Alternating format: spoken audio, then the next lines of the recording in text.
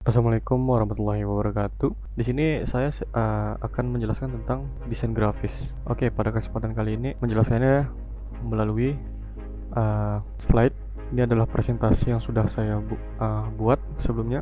Nah, yang pertama itu temanya adalah memahami konsep dasar tentang ilmu desain grafis di era modern. Pengertian, desain grafis atau rancangan grafis adalah proses komunikasi menggunakan elemen visual seperti tipografi, fotografi, serta ilustrasi yang dimaksudkan untuk menciptakan persepsi akan suatu pesan yang disampaikan. Bidang ini melibatkan proses komunikasi visual dan desain komunikasi. Oke, ini guys, ini adalah poin-poin penting ya, yang dimana ada tipografi, fotografi, ilustrasi, komunikasi visual, dan desain komunikasi. Karena bidang ini, yang dimaksudkan bidang ini adalah desain grafis, melibatkan proses komunikasi visual dan desain komunikasi. Oke, lanjut yang kedua. Di sini ada tujuannya, tujuan desain grafis. Tujuan ini adalah menerangkan bagaimana cara untuk berkomunikasi dan berinteraksi melalui media visual yang dimana menggunakan gambar atau video sebagai fasilitas untuk menyampaikan sebuah informasi atau pesan sejelas-jelasnya. Nah, tadi yang sudah kita lihat sebelumnya, desain grafis ini melibatkan bidang ini melibatkan proses komunikasi visual dan desain komunikasi. Tujuannya kenapa begitu kan? Karena memang desain grafis ini bertujuan kita tuh berkomunikasi atau bisa berinteraksi dengan orang-orang, dan kita bahasa lainnya itu adalah bersosial, tapi melalui media visual, yang dimana itu kita bisa lihat pada HP kita atau komputer atau artikel blogger gitu kan, atau di Instagram. Itu termasuk desain grafis, yang dimana mereka itu menampilkan informasi-informasi penting dan pesan yang yang juga memiliki pesan sejelas-jelasnya. Maka dari itu tujuan desain grafis itu adalah berkomunikasi dan berinteraksi melalui media visual. Oke, yang ketiga, fungsi. Di sini ada 5 fungsi yang saya ambil dasar umum. Yang pertama ada media komunikasi, media promosi, media komunitas, hobi atau freelance, dan konseptual. Oke, saya jelaskan. Yang pertama, media komunikasi. Nah, media komunikasi ini kita bisa melibatkan pada kasus yaitu sebuah siaran televisi, begitu kan, atau berita. Nah, itu sebuah media komunikasi yang dimana kita bisa melihat melalui televisi atau handphone. Yang kedua, promosi. Semisal ini promosi ini sangat sering kita lihat. Media promosi ini apa contohnya? Media promosi ini berupa iklan. Semisal nih kita lagi main game atau kita lagi buka aplikasi, tiba-tiba ada iklan atau ada promosi dari entah itu aplikasi yang kita gunakan, Instagram gitu kan. Nah, tiba-tiba ada promosi dari yang kita follow, akun yang kita follow. Nah, itu berupa juga media promosi. Yang ketiga, media komunitas. Media komunitas ini seperti apa sih? Nah, karena desain grafis ini membutuhkan sebuah perkembangan, maka dibutuhkan yaitu adalah komunitas. Nah, jadi di dalam media komunitas ini mereka para desainer, mau itu profesional, mau itu yang newbie, medium, dan berbagai macam levelnya, mereka bersatu untuk apa? Untuk sharing dan mengembangkan desain-desain supaya bisa kita membangun tuh desain yang lebih bagus lagi untuk kedepannya. Makanya desain grafis itu kan memiliki perkembangan cukup jauh ya, dari tahun 90-an sampai sekarang. Karena kalau tahun dulu itu desain grafis itu lebih identik pada 3D desain gitu. Maksudnya gimana? Jadi kayak desain itu lebih kayak 3D gitu kan. Misalnya ikonnya pada zaman sekarang trendingnya desain yang digunakan itu berupa flat design dari datar.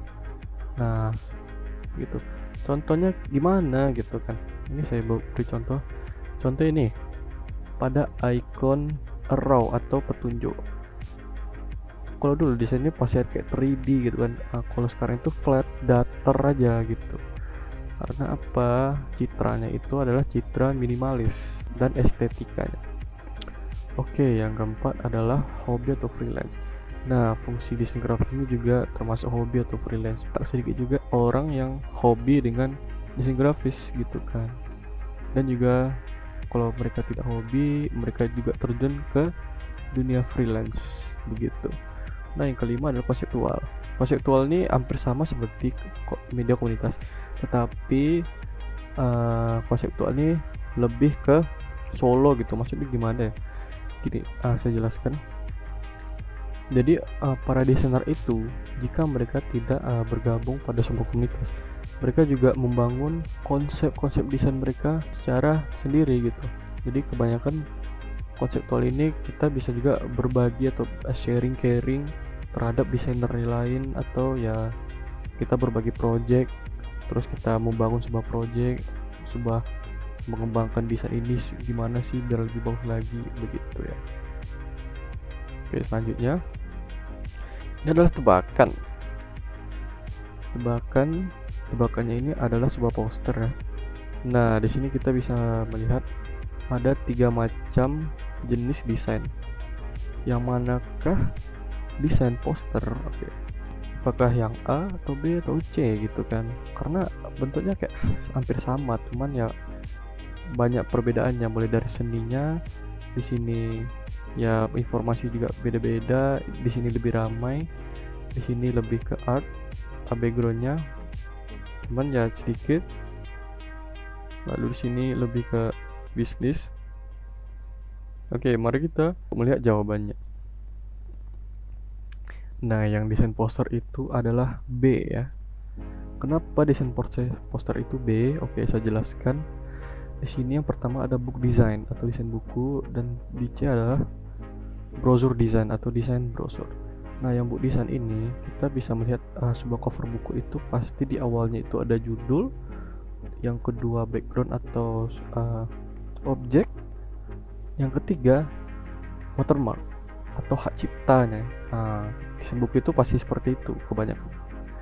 Oke, yang desain brosur itu memang desain brosur ini kebanyakan kalau dulu itu 3 lembar, satu kertas 3 lembar dilipat. Nah, pasti di awalnya itu kayak sepi gitu kan. Nah, setelah kita buka baru informasi itu banyak di dalamnya. Begitu desain brosur. Nah, yang B ini adalah poster. Jadi poster itu diibaratkan desain buku dan desain brosur itu dijadikan satu. Jadi semua informasi itu dalam satu kanvas atau lembar kerja. Seperti ini ada nama perusahaan, ada judul, ada gambar, ada nama juga, terus ada watermark, kontak dan berbagai macam lainnya gitu.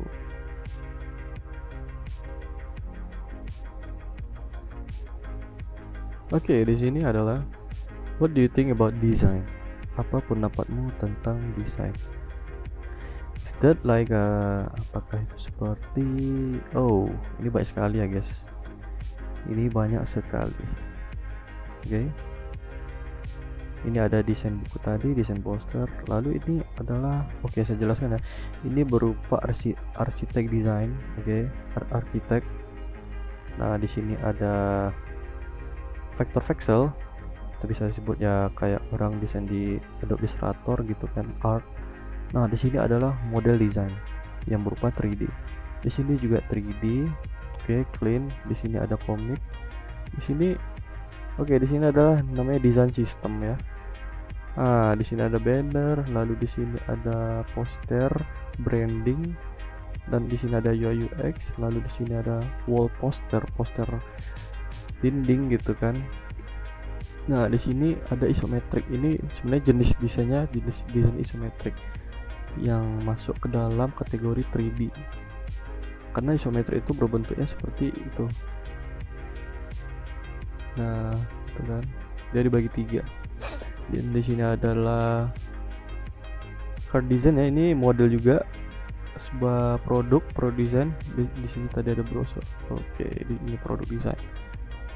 Ya, semua ini termasuk desain grafis kalau secara umum.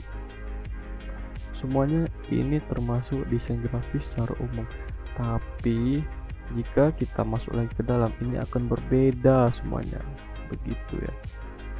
Kalau kita masuk ke dalamnya lagi, ini tidak akan bisa disebut dengan desain grafis karena udah beda lagi gitu kan, alurnya, jalannya. Ya, semuanya benar.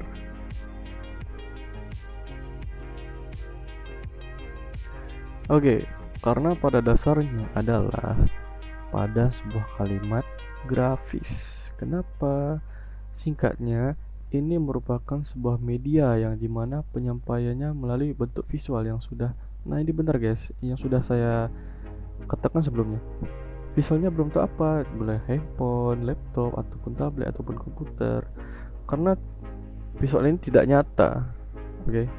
Visual ini tidak nyata. Tidak nyata itu maksudnya apa? Tidak nyata dalam hal kita tidak bisa menyentuhnya, kita tidak bisa merabanya, kita tidak bisa merasakannya, begitu ya. Kita hanya bisa melihatnya saja, dan kita hanya bisa memikirkan, begitu kira-kira. Secara singkatnya, desain grafis itu sebenarnya kita tidak hanya membuat sebuah desain, kita tidak hanya menggambar, kita tidak hanya merancang, tapi jika kita mencakupkan pada analogi yang lain, desain grafis ini sangat luas gitu kan. Contohnya, kita bisa berkomunikasi dengan orang-orang, tapi ya tidak melalui cara tatap muka gitu kan. Kita bisa juga melalui media, entah itu kita kontak melalui chatting atau telepon gitu. Itu udah termasuk ya seperti yang saya bilang tadi, desain grafis. Oke, sekian dari saya. Apabila ada kesalahan tolong dimaafkan. Assalamualaikum warahmatullahi wabarakatuh.